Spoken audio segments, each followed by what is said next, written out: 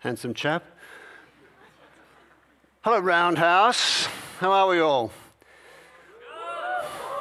Hey, come on. How are you? All right, now, bit of interaction. Got a reasonable audience in tonight. Let's do a show of hands. Now, of the people in the audience, who used a navigation application to get here this evening? Hands up. Keep your hands up. If you ordered food in from a GPS-enabled app this week, and more hands. No, keep your hands up from the beginning. Keep your hands up. What about if you used the jogging or running app this week? Keep your hands up, keep your hands up. Right, now look around you and look at all the people in the audience who have trusted GPS this week. You're a very trustworthy group. Hands down. Now, Google Maps. Could have been one of those applications. Now, who, hands up, has had trouble with GPS, has been misled by GPS? That's actually more than trusted GPS in the first place. Okay, all right, my job is done. Thank you, everybody. Okay, this is what I'm going to talk to you about tonight. The reasons you may have had problems with GPS in the past may not be the same as the problems I'm going to be talking to you about tonight. My name is Andrew Dempster. I led the group that built the first GPS receiver developed and built here in Australia. We did that in the late 1980s. Here are a couple of photos from the late 1980s. On the left there, you can see my team. You won't recognize me because I had hair and a beard that was not white. But more importantly, look at the picture on the left. We've got two circuit boards there. The one on the left is a processor board. The one on the right is a board that was dedicated to one satellite. So we had 5 of those in the receiver. The receiver was sort of this big, and we would put that in the back of a car. We would power it by plugging into a cigarette lighter in the car. Cigarette lighter in the car, ask your parents. And we had a brick mobile phone, which would report the position back to a ground station. And that was the first time that GPS was used to track vehicles in Australia. We packed all that gear up, and we took that to the UK, and it was the first time we tracked a vehicle was tracked by GPS, and that was back in 1991. So I've been in this game a long time. I've been teaching GPS course this year. Not a single person in that class was born when I started teaching GPS.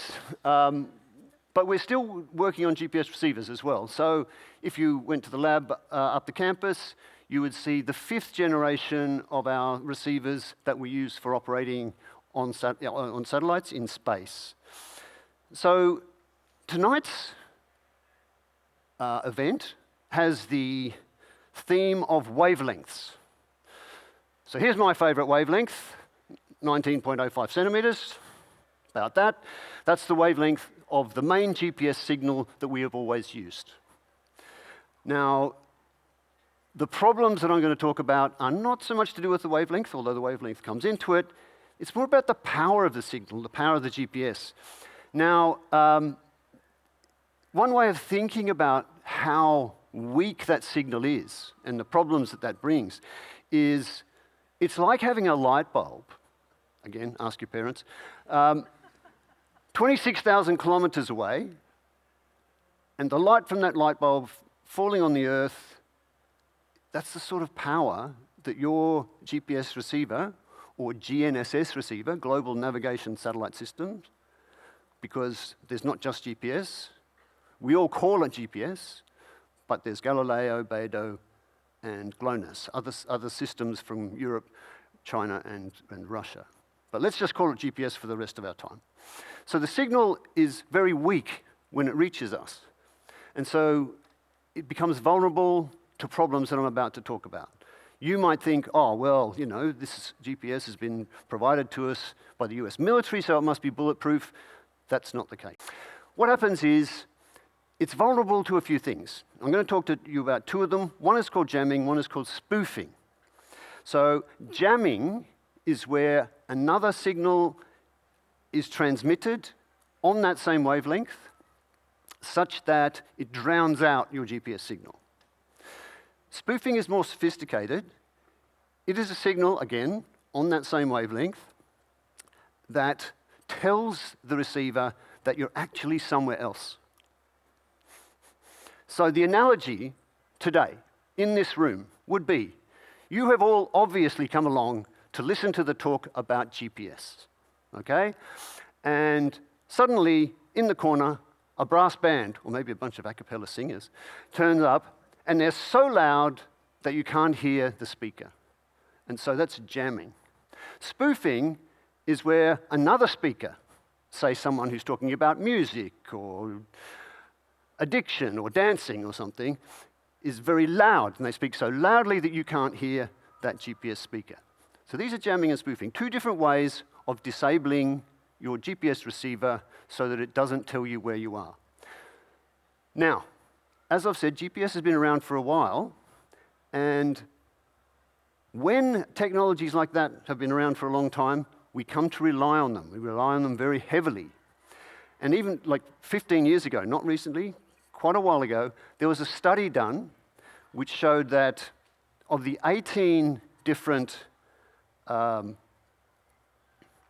critical infrastructure sectors of the economy, 15 of them relied on GPS timing, and the other 3 relied on GPS positioning. 100% of the economy relies on GPS.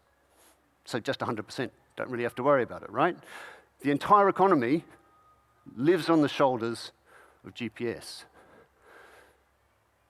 So you may have been a little bit surprised there where I said 15 of those sectors were relying on timing. I'll just explain a little bit about how GPS works and where timing comes into it. So the GPS satellites, they operate out at 26,000 kilometers, right? And they aren't particularly clever. All they do is tell us, this is where I am, and this is the time. That's the main 2 pieces of information that come down from those satellites. But they tell us those things very, very accurately. And particularly the timing, they've got very, very expensive atomic clocks on those satellites.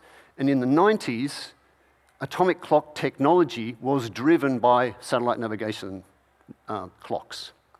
So what they do is they tell you when the satellite signal is transmitted very accurately, and when you've got a number of those satellites telling you that information so accurately, your receiver can work out where you are.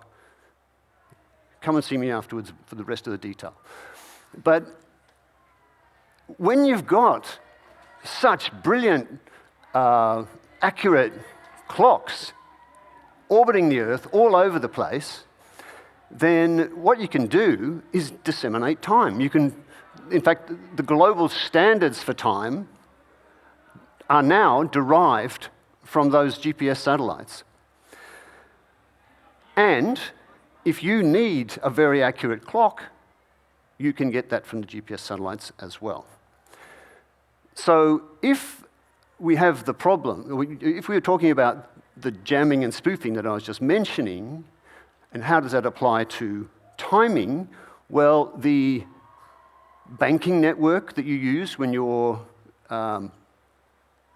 transferring your funds, the 5G phone network that you are using to tell you, for all your other business that you do on the phone, these things are synchronized with these clocks, right? And there's an incentive for people to spoof them. For instance, if we're at the stock exchange is required to timestamp all of their transactions to a millisecond, to a microsecond, and that will probably become more accurate in future.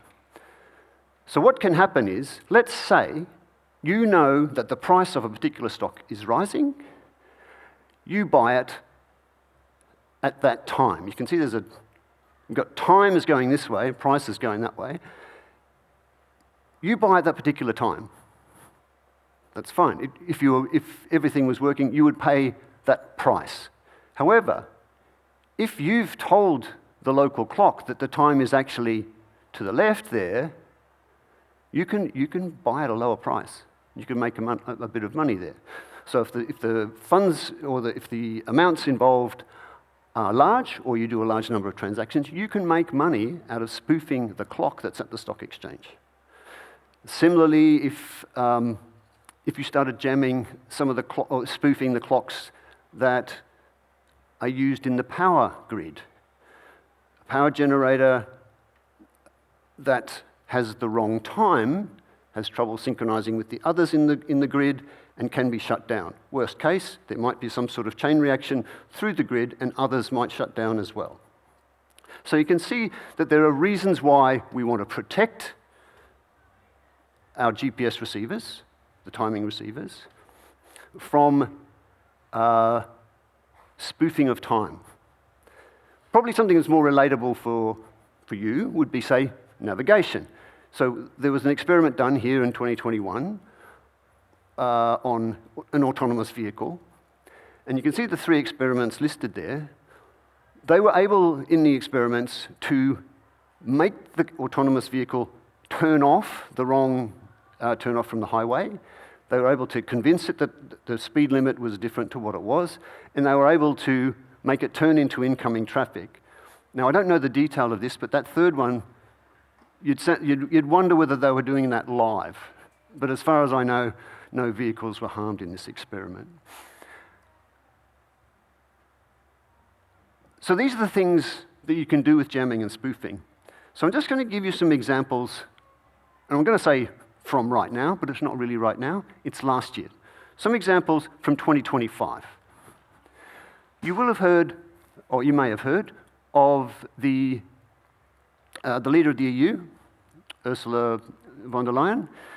Her plane had its navigation jammed, and they had to use paper maps to land her commercial aircraft because Russia was jamming the GPS of that aircraft. In the Strait of Hormuz, and this is before the current conflict in the Gulf area. So the Strait of Hormuz, large tankers, large boats, were having their navigation systems jammed and spoofed, such that several collisions between very large tankers happened in that region and in the Mediterranean as well. You can imagine with all that's going on in that area now, this situation will only be worse. There was a 3-month period last year, when I get my slide clicking over, there was a 3-month period last year, and they counted them all up, 120,000 commercial flights had their GPS jammed or spoofed. Don't worry, it's just 123,000. And what we find is that, or what they found last year, that reported incidents of jamming and spoofing in 2025 were 4 times as many as in 2024. And as I say, with all of this extra conflict that we have going on, it's only going to get worse this year.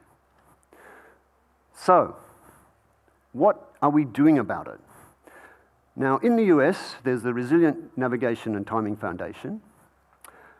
They have these 3 types of activity which they use to describe ways of mitigating or dealing with this problem.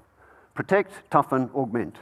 So protecting is down to the legal side of things, so regulation, prosecution, the bandwidths themselves, the wavelengths, are being protected.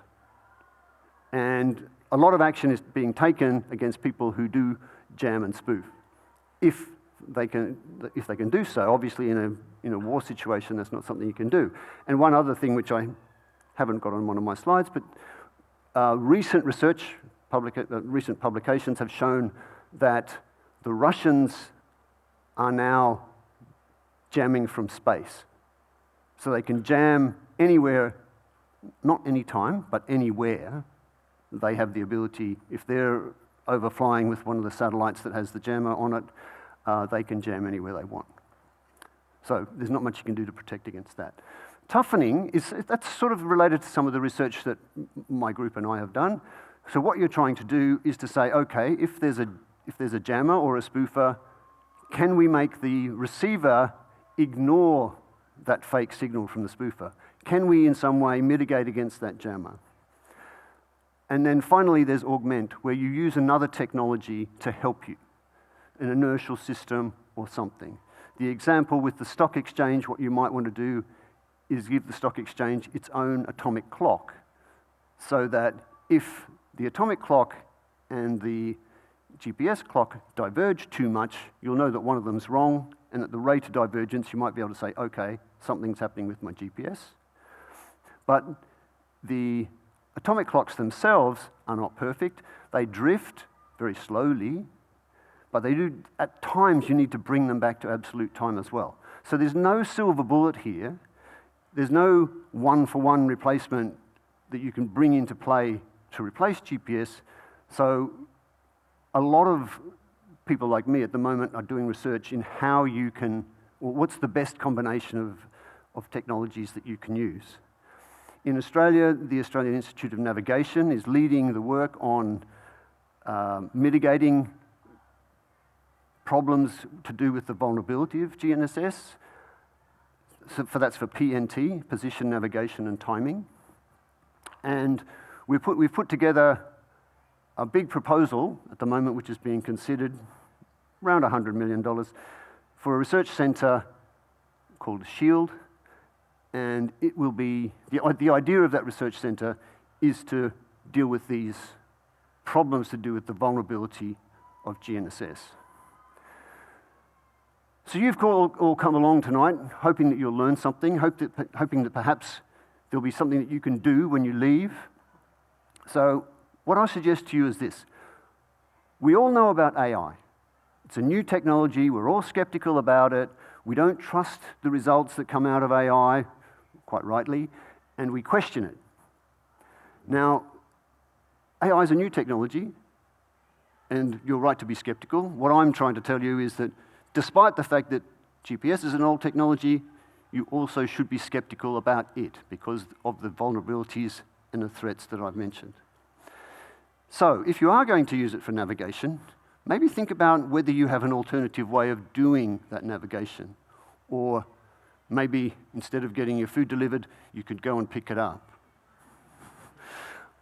Anyway, one thing that I would like you to have in mind when you next get in your car and you're about to put on your navigation app that uses GPS, just ask yourself, can I trust that GPS?